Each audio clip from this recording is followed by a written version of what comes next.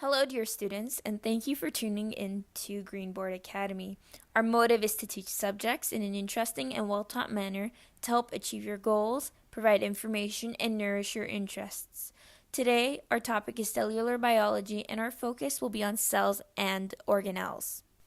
And so, you may be wondering, what is a cell? So, a cell is the most basic living thing out there. It's the structural unit of life, and it by itself is very capable of survival, such as through bacteria. They're unicellular organisms, but they're highly capable of survival by themselves.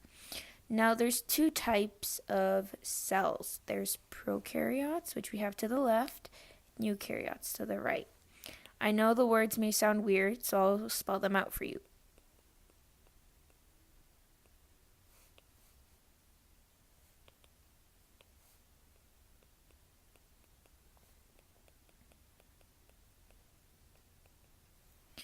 And so they have their own differences. For instance, prokaryotes have no membrane.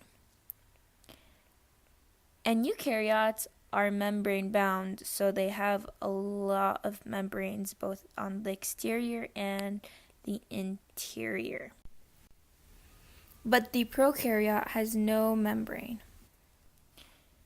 And so the prokaryote is not membrane bound, but what about what divides it from the exterior, from the rest of the world? In reality, it's some sort of substance that's not really a membrane, and it's called a capsule. And the interior, as you can see in the picture, is not really like bound by membrane like the DNA in the center. It has no membrane. It's not in a nucleus, which has a nuclear envelope for a membrane, but instead it floats in its own compartment, similar to all the other organelles or parts of the cell. They each float in their own specific region. And so the region the DNA floats in is called the nucleoid. And so let's go back to the eukaryotic cell, which, as I said, was membrane bound. And within the domain of eukaryotic cells, we have many different types of kingdoms, one which is animal cells, and the other one is plant cells. And so they have their two differences, as you can see in the pictures. For instance, plant cells have an exterior membrane called the cell wall. This cell wall is made out of cellulose, which is an indigestible fiber for humans, though some animals can digest it, like cows and pigs. It's good at allowing water in too, so that's one big difference we're going to see right now from the animal cell. You see, the animal cell's membrane is what we call a phospholipid bilayer. And by itself, this phospholipid bilayer is actually not very good at allowing water in. And to get water in, we would need the help of protein channels, such as aquaporine or other channels. And so this phospholipid bilayer is made out of a phosphate head and the lipid tail.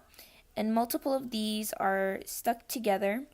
And the bilayer is formed when you have the phosphate heads pointing to the exterior and the lipid tails pointing to the interior with two rows of these. So take reference to the photo that I'm drawing. And so this phosphate head is what you would call hydrophilic.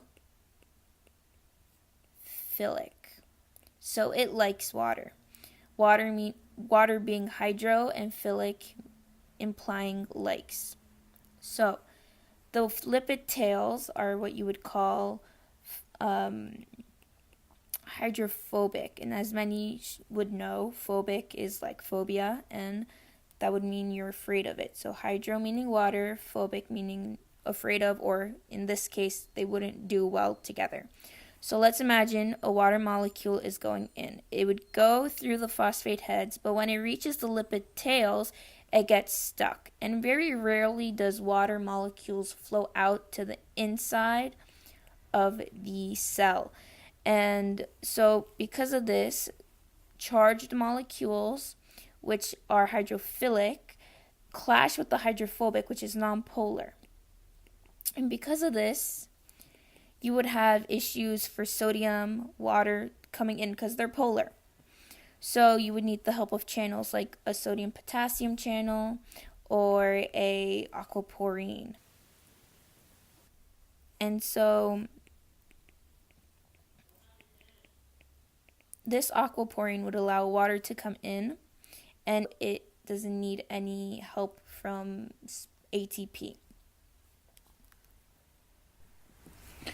To also add, glucose, which is C6H12O6,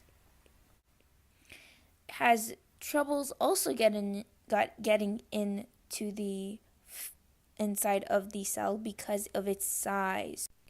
And this is because it's too big.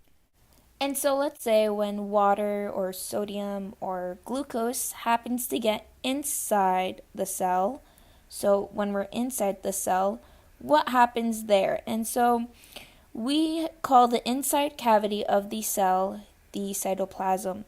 But inside the cytoplasm, you can find two main groups of things: organelles and other structural units, as well as cytosol, which is the fluid. So inside is cytosol. So the inside is equal to the cytoplasm, and the fluid in which everything floats is called cytosol. And from there, it may interact with other organelles and substances. And so you may be wondering, what is a organelle? So for instance, this over here, which is a chloroplast, is an organelle. But how would we know whether it is an organelle or not? And the one thing that defines what an organelle is the fact that it needs to have a membrane. So it may seem that membranes are very important in identifying parts or cells in general. So what about DNA? DNA has no membrane, but it's very important. It does a big role for the cell, but it has no membrane. So no, it's not an organelle. The same with ribosomes. It is a structure that creates proteins and polypeptides from RNA, but at the same time, it has no membrane, so it's not a organelle. But beyond all that, organelles are very important structures to the cell. They help do roles that the cell finds necessary. So let's say you didn't have a mitochondria or you lacked enough mitochondria. People with this issue have mitochondrial disease. And so this mitochondrial disease may affect their energy processing, and they may find lack of energy. Or for instance, let's say the smooth endoplasmic reticulum, it is very good at detoxifying alcohol, and so alcoholics may find damage or irregularities with their smooth endoplasmic reticulum. So now before I end this video, I would like to leave a very interesting fact in your minds. So there was once this chemist, and he did a lot for biology, and this was fairly recent. This was in 1977, so about 40 years ago. But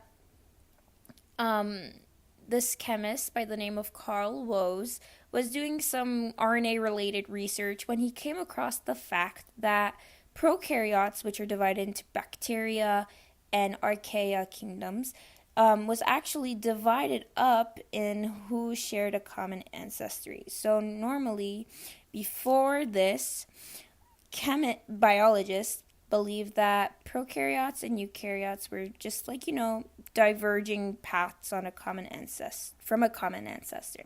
But what he found out was that archaea and eukaryotes, so half of the prokaryotic domain, shared a common ancestor, but that common ancestor shared a common ancestor with bacteria, the other half. This was very eye-opening to many biologists of the time, and I hope you saw it that way too.